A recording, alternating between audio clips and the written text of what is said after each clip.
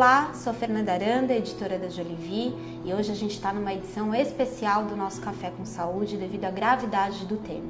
A gente vai falar sobre o Zika vírus, essa epidemia que tem assustado todos os brasileiros e também assustou a equipe da Jolivie.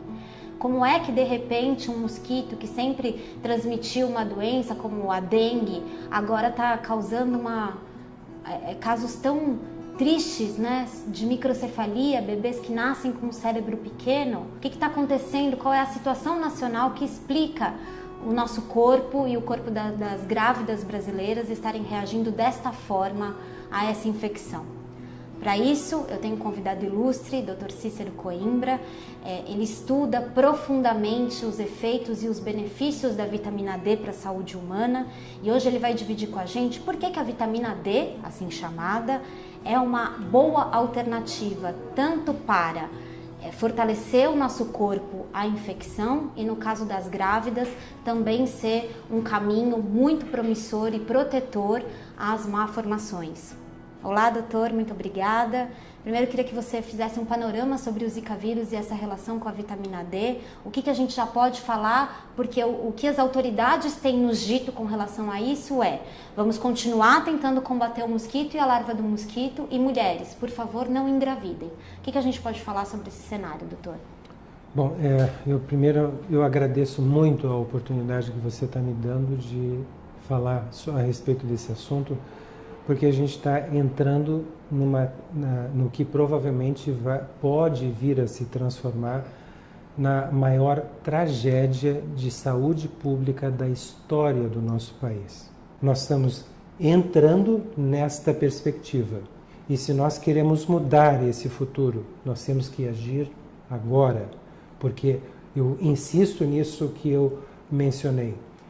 Isso está se anunciando como a maior tragédia de saúde pública da história do Brasil. Ao mesmo tempo, a gente não tem nenhuma perspectiva e nenhum caminho apresentado até então. A recomendação é para as mulheres não engravidarem, o uso de repelente, de bota, de calça comprida para evitar uma picada de mosquito e para evitar uma gestação. Vamos trazer uma janela de oportunidade nisso? O que o senhor pode falar sobre alternativa e sobre jornada que a gente pode traçar a partir de então, doutor?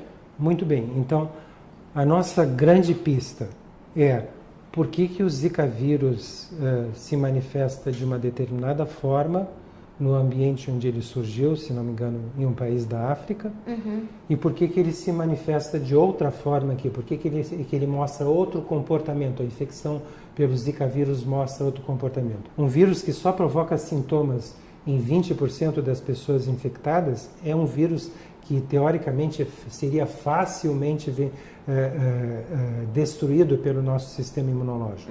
Então, por que aqui no Brasil esse vírus é capaz de, por exemplo, atravessar a placenta e provocar uma quase certa encefalite no bebê, levando ao desenvolvimento da microcefalia e o nascimento de crianças, de um grande número de crianças com retardo mental gravíssimo?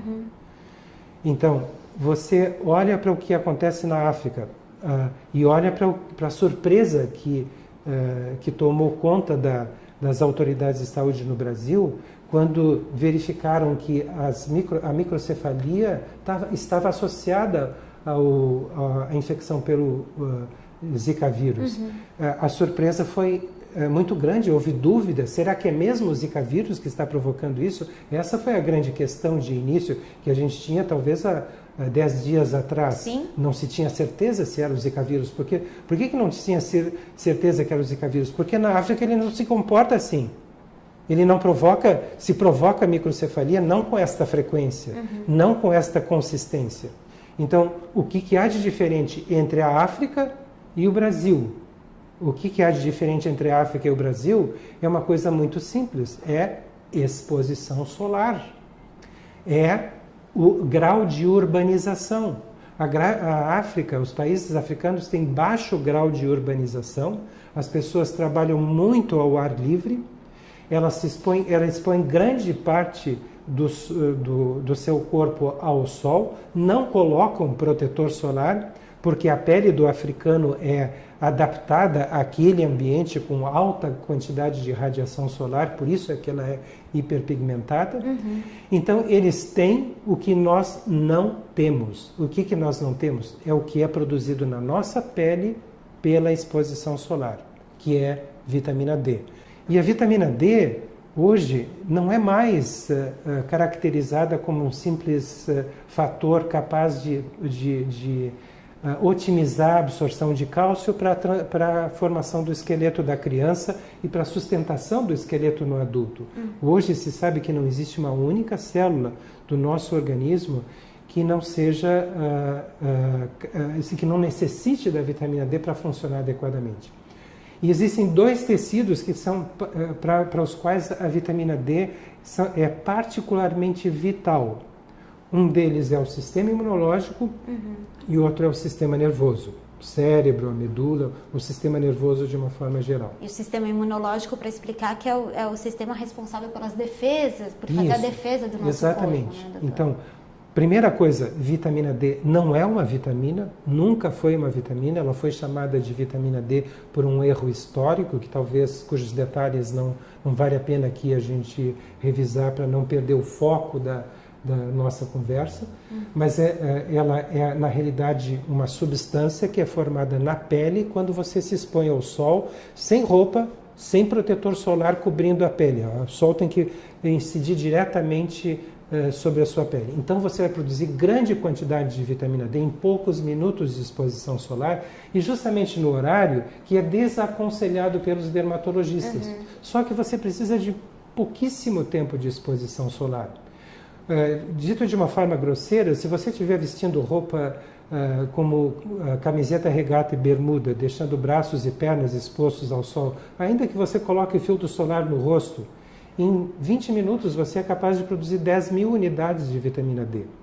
Se você ficar na horizontal, nesse horário que não é aconselhado pelos dermatologistas, você ficar deitada na horizontal, recebendo radiação solar, e na beira da piscina, com quase todo o seu corpo descoberto e exposto à radiação solar. Em apenas 10 minutos você é capaz de produzir de 20 a 25 mil unidades de vitamina D, dependendo da extensão da superfície do corpo. Que fica exposto ao sol e que Exatamente. Tem a atuação e quando você chega a este nível de produção, a pele para a produção, ela interrompe a produção de tal forma que você não se intoxica com vitamina D se você tomar doses como essa, de 20 a 25 mil unidades de vitamina D. Então, hoje em dia, nós sabemos que esta substância, que não é uma vitamina, ela dá origem a um hormônio. Depois de ser produzida na pele, ela é transformada no nosso cérebro, no nosso sistema imunológico, na forma ativa, e essa forma ativa é um hormônio. E um hormônio, por definição, é uma substância que em quantidades muito, muito, muito pequenas produz um grande efeito biológico. Um potentíssimo efeito biológico. Vamos trazer de novo para o assunto do Zika vírus e vamos falar sobre isso. O senhor descreveu muito bem que aqui no Brasil, né, como grande parte dos países em desenvolvimento, assim chamados, a gente tem um comportamento típico para doença crônica, então a gente trabalha em ambiente fechado o dia inteiro, tem uma alimentação super questionável, etc. e tal, mas a gente ainda convive, por exemplo, com o mosquito Aedes aegypti, que transmite a dengue, a malária, a chikungunya e agora que a gente tem falado sobre o Zika vírus, né? Por que nesse cenário a gente tem a vitamina D como uma alternativa tão importante para a questão do Zika vírus? O que está consolidado de ação que a vitamina D tem no corpo que seria tão eficiente para uma doença infecciosa, né, infecto-contagiosa como é o Zika e também, ao mesmo tempo, comprometendo as grávidas para a questão da microcefalia? Então, a vitamina D não é apenas um fator importante, uma alternativa significativa. Ele é um fator fundamental. Ele é o maior imunorregulador do nosso organismo. Esse hormônio derivado do que a gente chama de vitamina D. Certo. Muito bem. Então, o que ele causa no sistema imunológico? Sim. Como imunorregulador? Em primeiro lugar, ele bloqueia as reações anormais do sistema imunológico, que são aquelas em que o sistema imunológico, aqueles programas de atividade em que o sistema imunológico agride o nosso próprio organismo, e ele potencializa os programas normais que o sistema imunológico tem a obrigação de executar para nos defender justamente contra vírus e contra bactérias. Em linguagem simples, ele deixa o nosso sistema imunológico mais forte para combater um vírus e uma bactéria. Mas muito, muito mais potente. O sistema imunológico fica extremamente enfraquecido com níveis baixos de vitamina D. E o que transforma o Zika vírus numa tragédia para a população brasileira? É que hoje a grande maioria da população brasileira, quase totalidade, se estima, não é só um problema do Brasil, se estima que 9 entre cada 10 pessoas no planeta esteja com deficiência de vitamina D. Então, o que isso provoca? Você vai ter um sistema imunológico enfraquecido. E essa associação, justamente essa associação da entrada do Zika vírus num país onde as pessoas, que já é altamente urbanizado, né, em que as pessoas trabalham em ambientes confinados, em que as pessoas evitam de se expor ao sol, porque são assim aconselhadas a não se exporem ao sol para evitar câncer de pele, quando a questão fundamental é apenas duração da exposição. O uso indiscriminado de filtro solar. Então, nós estamos frente a essa conjunção de fatores. Esse vírus adquire alta virulência porque o brasileiro médio, a quase totalidade do brasileiro, está com o sistema imunológico enfraquecido por ter baixos níveis de vitamina D. Então, a reação contra vírus está muito fraca. A reação contra bactérias está muito fraca. Hoje em dia se sabe que se usa vitamina D em doses adequadas, não nessas microdoses que ainda são aconselhadas no Brasil, mas em doses adequadas se usa vitamina D para evitar epidemias de gripe em crianças pré-escolares. Então, existe uma série de publicações mostrando que a vitamina D produz, como o título desse estudo publicado em 2011 mostra, que a vitamina D leva a um estado antiviral. Entendi. Em que a pessoa fica altamente resistente a infecções virais de uma forma geral, porque nas células do sistema imunológico ela induz a formação de substâncias que destroem vírus. Compreendi com relação ao sistema imunológico o quanto que isso fortalece muito a questão da atuação da vitamina D, mas também tem uma outra ação já muito consolidada pelas pesquisas, que é a questão do desenvolvimento cerebral, e aí fica mais evidente com relação à microcefalia. É isso, doutor? Hoje já está consolidado para gestantes, né, por médicos que partilham da saúde integrativa e que não fazem a medicina que a gente chama de medicina tradicional, já está consolidado que para gestante há uma necessidade de suplementação em doses realistas de vitamina D, porque isso também favorece a formação cerebral do bebê, o desenvolvimento cerebral do bebê? Sim, mas para a gente entrar nesse assunto, eu falei várias vezes em doses adequadas de vitamina D. Né? Então é importante que se faça um breve histórico dizendo que até 2010 se usava apenas 200 unidades de vitamina D com dose aconselhada.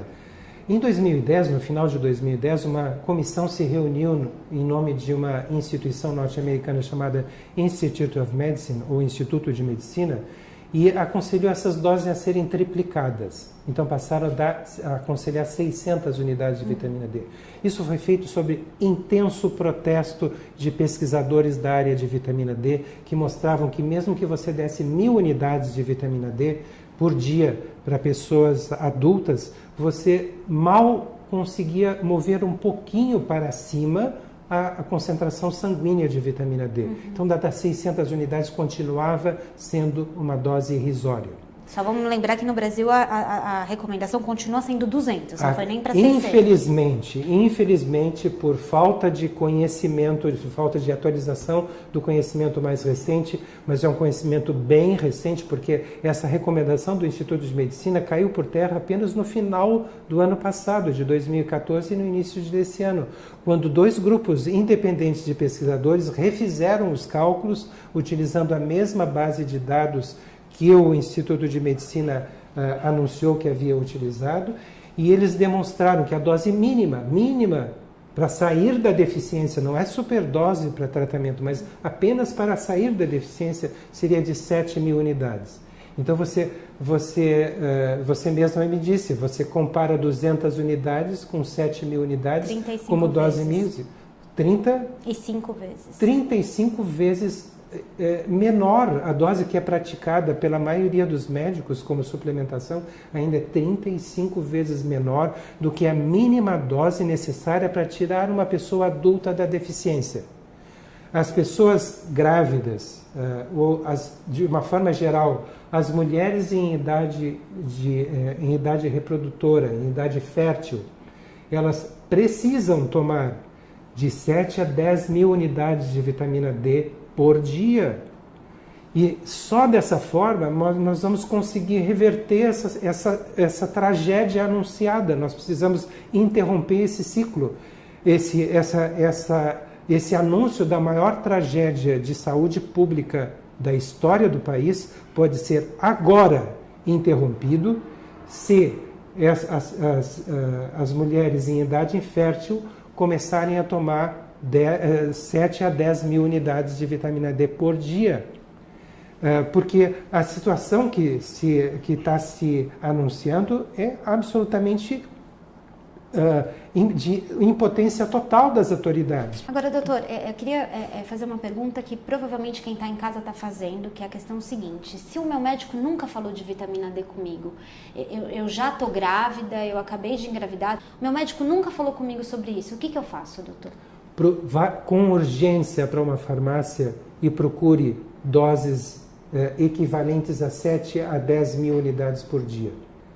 Você pode tomar, por exemplo, 50.000 por semana, você pode tomar 7.000. Existem várias marcas de vitamina D em doses muito mais generosas do que aquelas que são aconselhadas, mas fisiologicamente muito, muito mais realistas. Você encontra essas doses na farmácia comum. Mas levar o assunto para o consultório do médico também é importante, né? Hoje a gente tem internet, a gente consegue pesquisar sobre isso. Na realidade, a internet mudou o relacionamento da população em geral, inclusive na relação médico-paciente. Sim. Hoje em dia, o paciente que comparece a um consultório médico é um paciente que acessou a internet, é um paciente que se informou e que traz questionamentos que os pacientes anteriormente não traziam. Então, o paciente pode, sim, se transformar num grande transformador da atitude médica, no momento em que ele perguntar, interrogar a respeito do assunto, inclusive questionar: olha, vimos um médico falando que tem que dar pelo menos 7.000 unidades para uma pessoa adulta que tenha mais de 50 quilos, idealmente 10.000 unidades para essa pessoa adulta com mais do que 50 quilos de peso, para que você possa ter todo o benefício da vitamina D para o sistema imunológico e, como você disse, para o sistema nervoso, para o desenvolvimento do cérebro do bebê. Além disso, além desse benefício, você tem um benefício mesmo para pessoas que não vão ter contato com a Aedes aegypti infectado, não vão ter infecção por Zika vírus. A presença de níveis corretos de vitamina D na circulação favorece de uma forma inacreditável o desenvolvimento do cérebro do bebê. A vitamina D, ou esse hormônio, essa substância erradamente chamada de vitamina, que não tem nada de vitamina, a pessoa não pode sequer imaginar que vai ter níveis adequados de vitamina D tendo uma dieta balanceada. Porque não é uma vitamina, ela não está presente na dieta senão em quantidades absolutamente irrisórias, muito, mas muito aquém das doses que você precisa para regular o seu sistema imunológico, para potencializar o seu sistema imunológico, para otimizar o desenvolvimento do cérebro do bebê. Então, as grávidas que tomarem vitamina D nessas doses que nós estamos recomendando, 7.000 unidades a 10.000 unidades para uma pessoa que tem pelo menos 50 quilos de peso, né? Idealmente 10.000 unidades, o que vai acontecer é que você vai observar o nascimento de crianças com um desenvolvimento psicomotor extremamente precoce, que chega às vezes a surpreender os pediatras. O que a gente encontra aqui de relatos de mães que fizeram uso dessas doses fisiológicas de vitamina D na gestação, né? São coisas que nos surpreendem e que são exatamente que demonstram exatamente o que está sendo publicado na literatura médica. Essas doses são necessárias para otimizar o desenvolvimento do cérebro do bebê. E os custos de uma suplementação de vitamina D não são custos altos, ou são, doutor? Então, esse é a nossa questão, né? A vitamina D está sendo vendida nas farmácias comuns por um preço relativamente alto em relação ao custo que ela de fato tem, né? Então, nós precisamos que os governos, as pessoas responsáveis que têm sobre seus ombros a responsabilidade de tomar uma atitude que evite essa tragédia que se anuncia, que essas pessoas disponibilizem para pessoas de baixa renda doses adequadas de vitamina D. Eu acho que a gente chega aqui num ponto, e infelizmente nosso tempo é curto, e caminhando para o final do nosso Café com Saúde, eu acho que a gente chega num ponto que é o seguinte, exige-se muito a medicina de evidência científica, e para o Zika vírus a gente ainda não tem uma coleção de ensaios científicos para a gente falar de um tratamento padrão ou não. O fato é que a gente não teve nenhuma alternativa ainda de tratamento e de prevenção efetiva para o Zika vírus. E para a gente caminhar para o fim, eu queria que o senhor tentasse resumir por que a vitamina D é uma janela de oportunidade para a gente tentar reverter este cenário que o Zika vírus tem anunciado para o Brasil. Por que a vitamina D tem se apresentado desta forma? É uma alternativa e é uma janela de oportunidade de atuação. Nós não estamos anunciando ou propondo o uso da vitamina D como uma terapia. Nós estamos propondo como a restauração de um estado de normalidade, de alta potência do nosso organismo. A vitamina D não é um fármaco produzido pela indústria farmacêutica, um medicamento. A vitamina D, ela se imagina que ela esteja nos organismos vivos há mais de 500 milhões de anos. Há mais de 500 milhões de anos, fazendo justamente essas tarefas, essas funções que hoje se tornaram absolutamente fundamentais para que a gente evite essa tragédia de saúde pública. A vitamina D vai fazer com que seu organismo se torne resistente à infecção por um vírus que é um vírus banal, que já é um vírus fraco, que por si mesmo, sem a deficiência da vitamina D, não provocaria esse efeito sobre o feto. Você tem uma alternativa e que é provavelmente a melhor alternativa que você teria em anos e anos e anos de pesquisa. E o que é mais importante, você não tem tempo de esperar que todos estejam absolutamente convencidos de que a vitamina D, essa substância que se convencionou a chamar de vitamina D, que não tem nada a ver com vitamina, que essa substância seja a solução para o problema imediato que nós precisamos para agora. Nós precisamos interromper esse ciclo, esse crescimento geométrico de crianças com microcefalia, porque senão o que vai acontecer com uma geração futura, principalmente das pessoas com baixa renda? Veja, eu tenho visto entrevistas de pessoas que tentam aconselhar alguma coisa, e eu tenho visto coisas absolutamente patéticas, de dizer assim, não é hora de engravidar. Isso não vai solucionar o problema, vai estar presente daqui a um ano, daqui a 2 anos, daqui a 5 anos. O que você vai fazer? Vai dizer que ninguém engravide jamais a partir de agora por prazo indeterminado? Isso não é solução. Vitamina D é uma solução concreta que está, como eu disse, nos organismos vivos há 500 milhões de anos. Há 500 milhões de anos ela faz esta tarefa que nós precisamos que ela continue fazendo no Brasil e que foi retirada da população brasileira pela modificação dos hábitos. Que modificação dos hábitos? Vida em ambientes confinados. A pessoa trabalha, vive em ambientes confinados, foge do sol.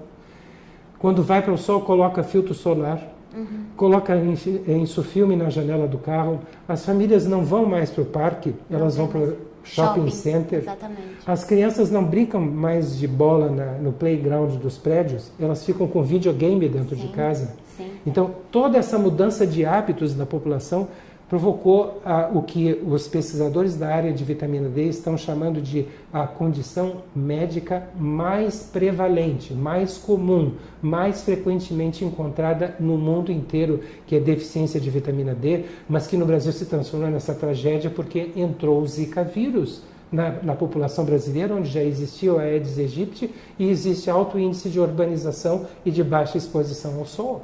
Se atualize na Jolivie, acesse o nosso site jolivie.com.br. Uma honra ter o Dr. Cícero com a gente nesse Café com Saúde especial. Deixe seu e-mail, receba nossas newsletters, receba as recomendações dos nossos médicos consultores. Mande dúvidas para a gente, mande seu e-mail, não deixe de acompanhar. E a gente espera mesmo que as próximas notícias sobre o Zika vírus não sejam tão desoladoras como os casos de microcefalia que a gente tem visto nesses últimos dias. Obrigada, doutor. Eu é que agradeço e eu acho que quem mais deve agradecer a você, a toda essa população que está sob esse risco terrível de desenvolver uma tragédia que vai acompanhar. Imagina o que é você ter um filho com microcefalia e retardo mental ao longo da sua vida, de toda a sobrevida dessa criança. É uma tragédia terrível. Obrigada, até mais, tchau.